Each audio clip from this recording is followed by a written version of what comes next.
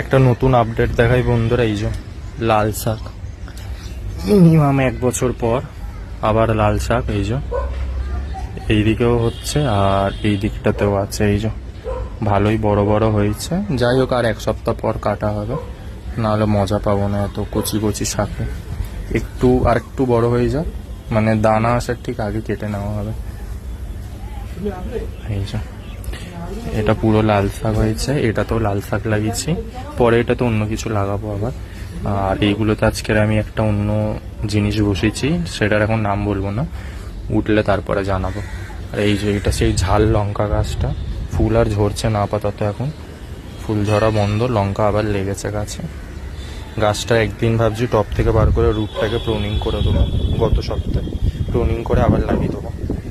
গাছটা মারাত্মক ঝাঁকড়া। এই যে আর যেটার জন্য ভিডিও বানাচ্ছি, গাছে